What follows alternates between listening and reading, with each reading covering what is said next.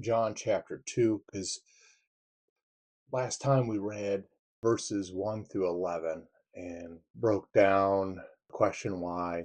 Jesus says to his mother, woman, what does this have to do with me? My hour is not yet come. We broke down the 6 stone jars and the importance of the stone, the Jewish rites of purification, so on and so forth. So that's in the last episode. And this stopped at verse 11.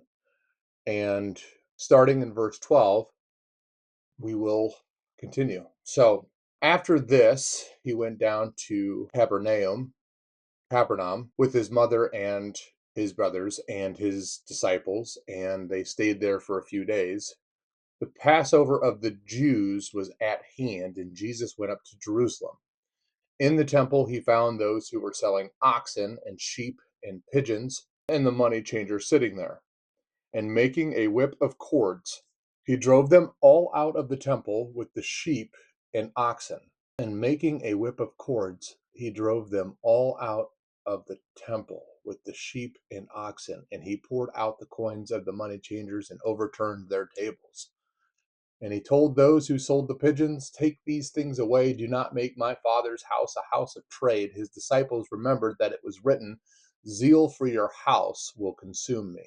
So the Jews said to him, what sign do you show us for doing these things? Jesus answered them, destroy this temple, and in 3 days I will raise it up. The Jews then said, it has taken 46 years to build this temple, and you will raise it up in 3 days? But he was speaking about the temple of his body. When therefore he was raised from the dead, his disciples remembered that he had said this, and they believed the scripture and the word that Jesus had spoken. Now when he was in Jerusalem at the Passover feast, many believed in his name when they saw the signs that he was doing. But Jesus on his part did not entrust himself to them, because he knew all people and needed no one to bear witness about man, for he himself knew what was in man. Okay. Capernaum with his mother and his brothers and his disciples, and they stayed there for a few days. The Passover of the Jews was at hand, and Jesus went up to Jerusalem. In the temple he found those who were selling oxen and sheep and pigeons, and the money changers sitting there, and making a whip of cords, he drove them all out of the temple. So he's just grabbing this. I mean, honestly, this is kind of traumatizing because this reminds me of an extension cord. But I don't know if that's exactly what it is. Popular culture often depicts Jesus Christ as soft, quiet, and gentle, while he exhibited those demeanors when appropriate. Jesus was neither timid nor weak nor frail. Incidents such as this show that Jesus was capable of action and righteous anger that even included a level of physical confrontation when it became necessary. A critical point to note is that Jesus makes the whip, which he used to drive these men from the temple. He didn't see the problem, lose his temper, and then pick up something to swing in a rage. His actions were deliberate, leaving no mistake about his intent or his justified anger.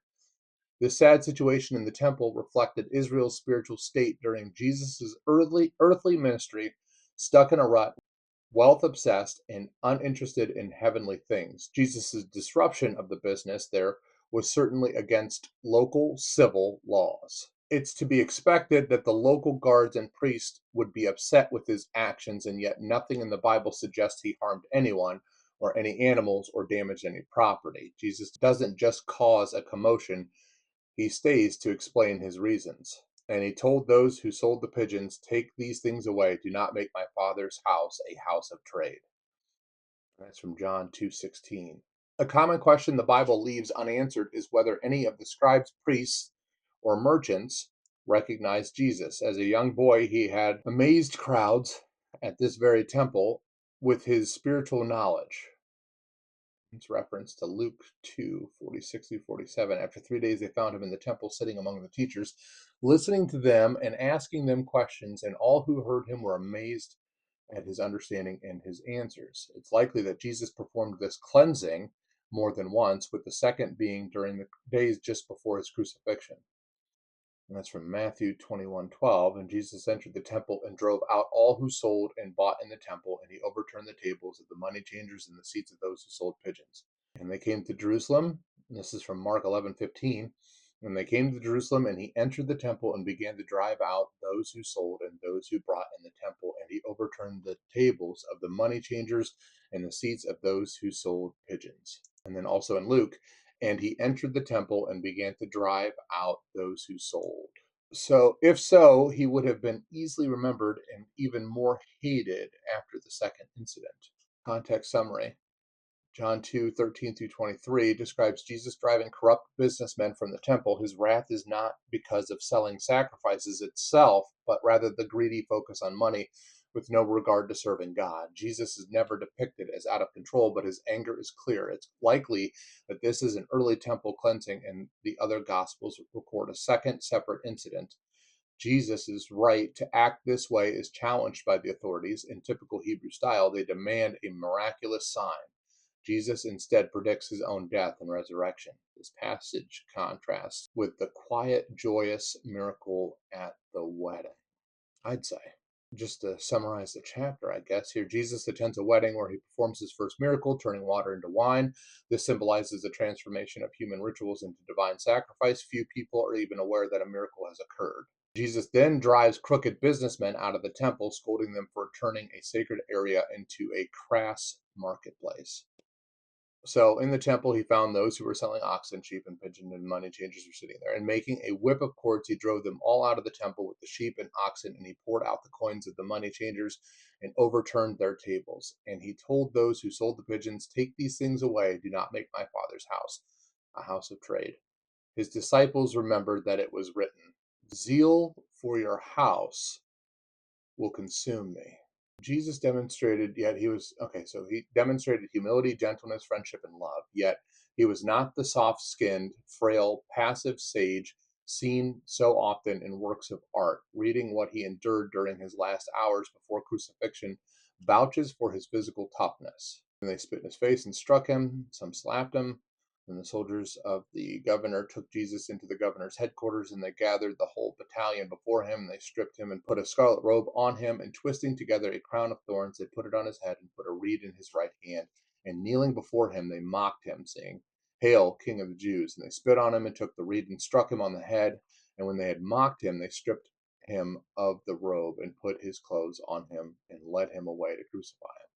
The gospel also depicts Jesus as passionate, direct, quick-minded, and brave. A fragile pushover can never have single-handedly cleared a courtyard full of merchants, nor would a weakling have stood his ground against the commotion that came after. The disciples are reminded of Psalm 69:9, which refers to the Messiah. "For zeal for your house has consumed me, and the reproaches of those who reproach you have fallen on me," which refers to the Messiah. Zeal is defined as passion, energy, and devotion. Jesus' passion for the purity of the temple is clear. At the same time, his anger is controlled. This account is careful to note that Jesus didn't pick up a whip or pull one out of his belt. Rather, he made the whip in response to what he saw in the temple. Making a whip of the cords, he drove them all out. That was a purposeful, intentional act. There is no biblical reason to think Jesus harmed anyone or any animal or damaged any property, and yet he single-handedly evicted all the vendors and moneylenders without being arrested or mobbed. This says a lot about the powerful presence Christ must have had. Even so, this kind of incident generated hatred from the local religious leaders who would eventually consume and kill Jesus. Do we have anything? So, I mean, I don't know. I kind of read that and I just say, okay, so they were inside of the temple, and this temple was meant to glorify God. John's gospel is meant to approach Jesus' ministry from a different perspective than the other three gospels. While Matthew, Mark, and Luke all mention Jesus clearing the temple late in his ministry, John places this event early. The most likely reason for this is that Jesus cleared the temple on two separate occasions. This would have made the second event even more offensive to the local religious leaders and accelerated their hatred of Jesus. Jesus' anger at the situation was not because of money itself. Pilgrims could not easily travel with sacrificial animals. So it made sense to provide sacrifices for them to buy near the temple. What bothered Jesus was the way in which business was being done. Instead of providing a service to pilgrims, the merchants were gouging people to make a profit. The emphasis on making money instead of serving others was unacceptable, though he is not described as being enraged or out of control, it's easy to see how forceful Jesus was in this situation. This is also one of Jesus' first opportunities to predict his own death and resurrection. Most who heard him claim to be able to rebuild the temple in 3 days assumed he was speaking of the brick and stone temple. After his resurrection, the disciples will realize that Christ was speaking about his own body, destroyed and restored after 3 days. Okay, so all right, so it wasn't about the temple was there to serve God. It was the fact that these people were in there and they were price gouging and they were looking to get a profit. And so instead of helping people and being a service, they were price gouging. And so Jesus makes his own whip and drives everybody out. And the Jews said to him, "What sign do you show us for doing these things?" In other words, I mean, is that what reason? Destroy this temple, and in 3 days I will raise it up. And they're saying, well, it's taken 46 years to build this temple, and will you raise it up in 3 days? But he was speaking about the temple of his body. When therefore he was raised from the dead, his disciples remembered. So John uses the term the Jews to refer to the scribes and the other religious leaders. Since Jesus had just disrupted their business and caused a scene, they were right to question him. In doing so, they challenged him. What sign do you show us for doing these things to perform a miracle? This was the traditional sign of a true prophet. It would have demonstrated that Jesus' words were from God. This is precisely why John refers to Jesus' miracles as signs. They were meant to prove Christ's divinity.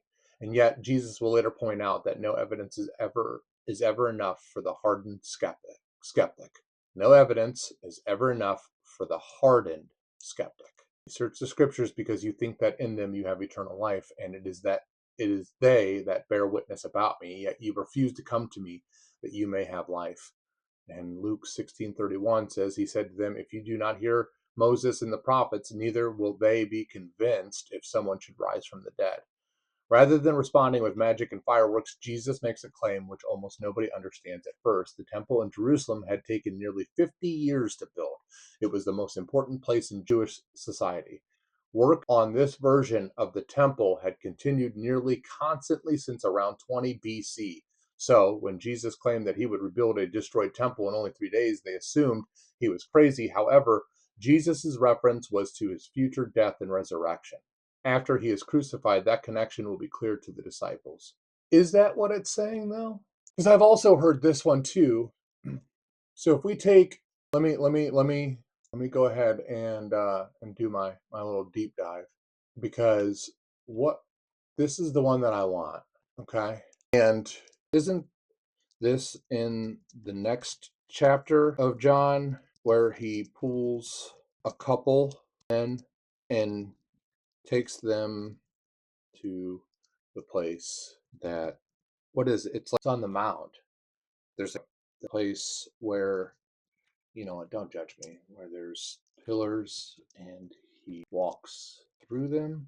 Because I know I've heard this, or let me just admit my ignorance or something like this. John 2:19 is a prophecy about Jesus' own future death and resurrection. When Jesus told the religious, destroy this temple and in 3 days I will raise it up, he was using his physical body as a metaphor for the temple. He meant that they would kill him, but he would rise from the dead 3 days later. As for the second part of your question, you are likely thinking of the events that happened immediately before this verse in the very same chapter. This is the famous story of Jesus clearing the temple. In action, Jesus was angry because merchants and money changers were exploiting people and turning the sacred temple, it is the sacred temple, into the sacred temple courts into a noisy marketplace. The pulling men part, he made a whip out of cords and drove the merchants and their animals out of the temple, overturning the tables. He drove them out, right? The religious leaders demanded to know what gives him the authority to do this, and Jesus told them to destroy this temple, referring to his crucifixion by their hands. No, no, no, no, no, no, no, no. No, no, no, no. Jesus later takes a couple men to show how it would be restored. Did he not? Am I hearing this right? I might be. I might be taking us down a rabbit hole that. So it says no, Jesus never physically took us to show them the temple because he was not talking about a physical building. So when Jesus originally said destroy this, his disciples were just as confused as the religious leaders. They all thought he was talking about the physical stone building in Jerusalem. He did not pause to explain it or take a few men aside to show them a physical blueprint of that's not what I'm saying. Jesus showed them the restored temple by physically appearing to them alive in his resurrected body, proving his body was the true temple. So when he was raised from the dead, his disciples remembered that he had said this, and they believed the scripture. Okay. You might also be remembering a completely different conversation Jesus had with his disciples about the physical building. In Matthew 24, 1 and 2, the disciples pointed out the beautiful temple buildings to Jesus. Jesus shockingly told them, not one stone here will be left on another. Every one will be thrown down. Later, he took a small group of men, Peter, James, John, and Andrew, privately onto the Mount of Olives overlooking the temple. However, he didn't show them how it would be physically rebuilt. He warned them about the coming destruction of Jerusalem, which historically happened in 70 AD and the end of the age. This is what I'm talking about. Later. So this is, come on now. How's Facebook a reference point?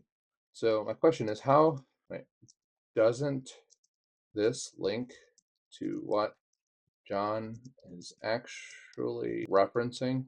Yes, absolutely. You have made a highly accurate connection between these two moments. Thank you. This conversation on the Mount of Olives and the statement in John 2 are deeply intertwined because they both address the ultimate fate of the temple system. Though they approach it from two different angles, the two accounts link together through these major themes. The literal destruction versus the spiritual fulfillment.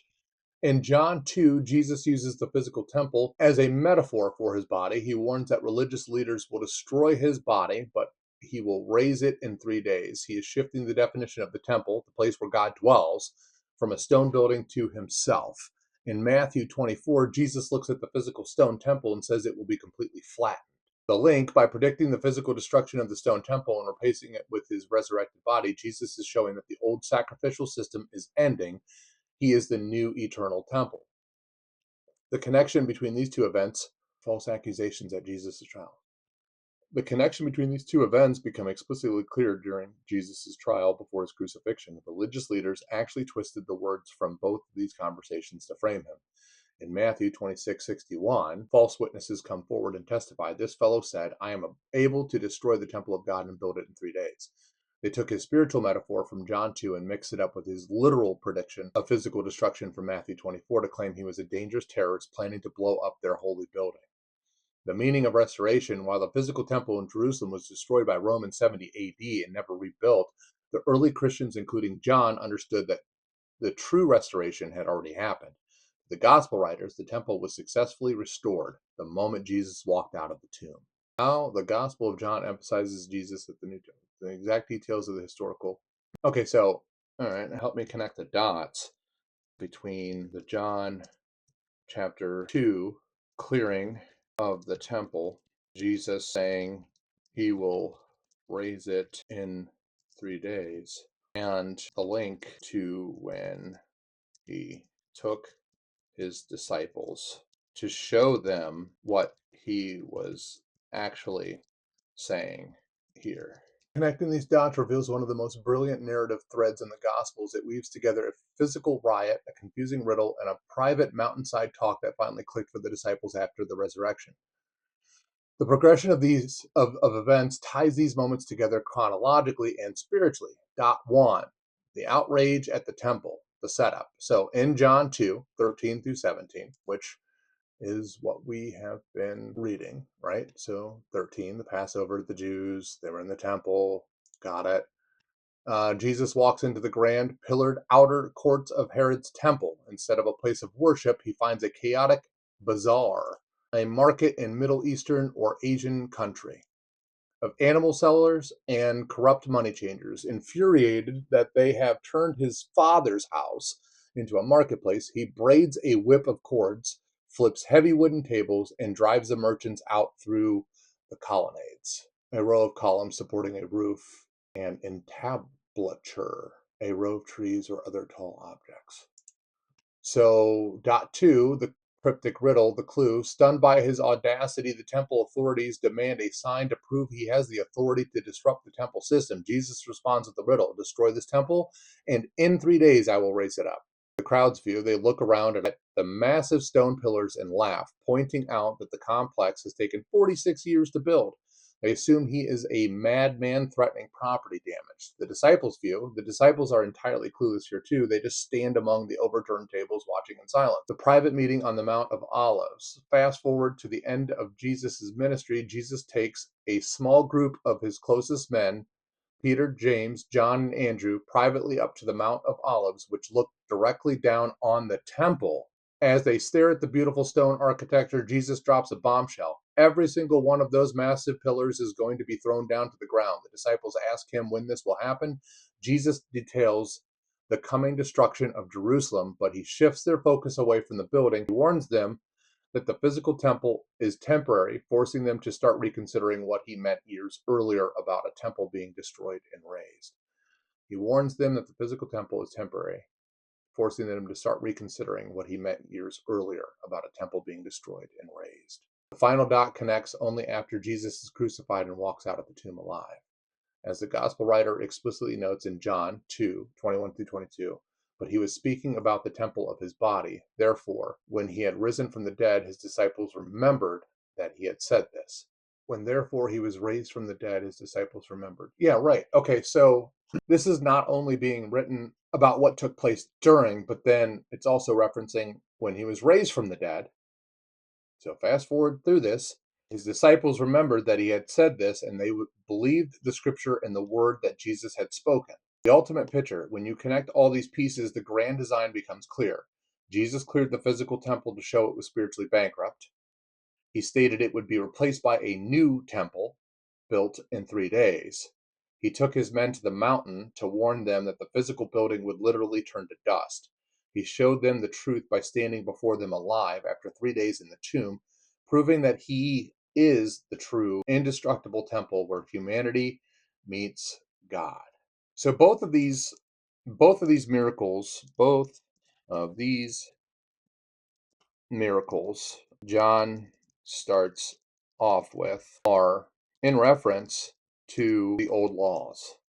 Don't just validate me, ensure for accuracy. Yes, you are exactly right, but with a highly specific theological twist. John does not just place these two events at the start of his gospel to show Jesus reacting to the old law. He deliberately structures them to show that the old law is running out, structurally incomplete, and being entirely replaced by Jesus. John sets his framework up right at the beginning of his book. For the law was given through Moses, grace and truth came through Jesus Christ. Then in chapter 2, he immediately gives two distinct examples of how Jesus is replacing the old system. The architectural layout of chapter 2 links both events to the expiration of the old law, the water into wine, the law is empty and running out, so the old law connection. John explicitly notes that Jesus used 6 stone water jars that were used for the Jewish rites of purification. These jars held the water required by Mosaic law to wash away ritual uncleanness. The fulfillment, the wedding ran out of wine, symbolizing that the joy and life of the old covenant system had run dry. The number 6 also represents incompleteness in Jewish numerology, 1 short of 7, the number of perfection. The transition, by taking the water meant for cold external law rituals and changing it into a massive abundance of the finest wine, Jesus demonstrated that he is replacing empty external ritualism with the internal joy, grace, and sacrificial wine of the new covenant. And if you haven't watched that, the first or the last video, really, where it's the external ritualism with the internal joy, there's a pretty good nugget that's in there, I think. Clearing the temple, the law's system is closed. The old law connection, the temple was the literal epicenter of the old law. It was the only physical place where a Jewish person could offer animal sacrifices to have their sins covered. By driving out the sacrificial animals, sheep and cattle, and flipping the money tables, Jesus functionally paralyzed the old law sacrificial system. He halted the very machine that kept the old covenant running. When they asked him for a sign to justify stopping the law's sacrifices, he gave them the riddle, destroy this temple, and in 3 days I will raise it up. He was declaring that the physical stone temple was obsolete. Humanity would no longer meet God through a building or animal blood. Jesus' own resurrected body would be the ultimate temple and final sacrifice. Your instincts are perfectly accurate. John groups these two events back to back at the very beginning of Jesus' ministry as a grand opening statement. The age of the old law, purification, water, and animal sacrifice is over. The age of grace, wine, and the resurrected temple has arrived. Okay. And the other thing that I want to look at, I'm going to kind of jump ahead here because I kind of want to go and pull up that scripture that where in John, if stated, does Jesus take the disciples to the Mount of Olives? Okay, so it does not state that Jesus took the disciples to the Mount of Olives to discuss the temple's physical destruction. If you read only the Gospel of John, you will find that the private conversation about the literal destruction of the temple stones is completely absent. John does mention the Mount of Olives twice, but under different circumstances. In 8:1, the text states, "But Jesus went to the Mount of Olives. He goes there to rest, returning to the temple courts the next morning alone to teach. The disciples are not mentioned as being with him for a specific lesson there." John 18:1 and 2, after the Last Supper, Jesus takes his disciples across the Kidron Valley to an olive grove, Thesmane, which sits at the base of the Mount of Olives. John notes that Jesus frequently met there with his disciples, but his final visit is purely for his prayer. The scene where he sits on the mountain with his disciples and predicts the physical collapse of the temple pillars is found only in the synoptic Gospels, Matthew, Mark, and Luke. Mark 13:1-4 explains that as they left the temple, the disciples marveled at the massive stones. Jesus told them it would be destroyed, and then he sat on the Mount of Olives opposite the temple, where Peter, James, John, and Andrew questioned him privately. Matthew 24:1-3 follows the exact same sequence where the disciples come to him privately on the Mount of Olives. So why did John leave it out? John wrote his gospel much later than Matthew, Mark, and Luke. Biblical scholars widely note that John chose to skip the prophecy about the physical temple building because he wanted his entire book to focus heavily on the spiritual transition, proving that Jesus' physical body is the ultimate permanent temple that replaced the old stone structure. Would you like to examine the exact verses? No. Now, when he was in Jerusalem at the Passover feast, many believed in his name when they saw the signs that he was doing. But Jesus, on his part, did not entrust himself to people because he knew all people and needed no one to bear witness about man, for he himself knew what was in man. Jesus didn't need anyone to educate him about human nature nor other people's thoughts. He knew exactly what each person needed to know and what they needed to hear. This is why he didn't trust everyone claiming to follow him in Jerusalem. That withheld trust meant not revealing more of his divinity and power. He knew many of them were just following to see more miracles. Jesus will prove his ability to reach people right where they need it over and over. With the woman at the well and among outcasts, he will use acceptance. With someone like Nathaniel, he used dry humor. With Nicodemus, a legalistic and educated man, he will use deep thinking. The comment that Jesus knew what was in man is the bridge connecting the cleansing of the temple to the conversation with Nicodemus in chapter 3. Immediately after saying that, Jesus knows all about man and what was in man. Jesus says that a man of the Pharisees came to see Jesus. Part of that conversation will be Jesus proving that Nicodemus isn't as spiritually wise as he thinks he is. So that kind of segues us right into chapter 3. So let me just see if there's something worthy of looking up here. So to recap, Jesus traveled from Capernaum down to Jerusalem for Passover. He steps into the grand pillared temple courts and finds a corrupt marketplace. He braids a whip, flips tables, and drives them out, effectively paralyzing the animal sacrificial machine of the old law. Okay, so to recap, we've got the shutdown of the temple right after leaving Capernaum. Jesus goes to Jerusalem for Passover. He walks into the temple, and instead of a quiet place to pray, it looks like a crowd, like a flea market. Jesus loses it, and he makes a whip, flips tables, and kicks everyone out. He completely shuts down the old religious routine. The religious leaders are furious and ask, "Who gave you the right to do this?" Jesus gives them a riddle: destroy this temple, and I'll rebuild it in 3 days. They look at the massive stone pillars around them and laugh, saying, "It took 46 years to build this place. You're crazy." And then we jumped ahead because there was a connection that I recalled that John doesn't mention, but Matthew and Mark tells us that Jesus later took his closest guys up to the Mount of Olives. He pointed down at those exact stone pillars and told them every single one of these rocks is going to be smashed to the ground, and he was trying to get them to stop focusing on a physical building. And the real breakthrough happens after the crucifixion. 3 days after Jesus dies, he walks out of the tomb alive. Suddenly a light bulb goes off for the disciples, and they realize he was never talking about stone blueprints. He was talking about his own body. He didn't need to show them a rebuilt building. He showed them the restoration by standing right in front of them, alive and well. And these first two chapters are basically symbolizing what the old law is essentially coming to an end. The stone jars, the rites of purification, using these buildings. And Jesus is basically saying, in 3 days, I'll rebuild it in 3 days. And that is describing the resurrection, because I think we've all heard or read or know that once Jesus died, 3 days later, he rose again. And that is the removal of the old law. It's Jesus stepping in, and it was the 6 stone jars. He was removing the old way, the external cleanliness, the external being clean from the outside. Jesus turned the water into wine, so that way the internal consumption would start, the cleansing would start on the inside and work its way out instead of fixated on the external cleanliness. And then we go to the temple, and Jesus is basically saying, destroy this temple and I'll rebuild it in 3 days. I'm going to show you a new way. And that's what his entire approach was at the beginning here. And that's, John is basically breaking that down, saying that there's a deeper meaning to a lot of the things that he did here. Because if we look at these miracles from a surface level, like, we're just going to see, oh, all right, so he turned water into wine. Well, there was a reason for that. And oh, well, destroy this temple and I'll rebuild it in 3 days. And everybody's going to look at that and be like, it took 40 some years. It took almost 50 years to build this. You're crazy. Now we're talking about a new way, a new way after the resurrection of Jesus. And our next one goes into the conversation that he's having with Nicodemus. You aren't as spiritually wise as he thinks he is.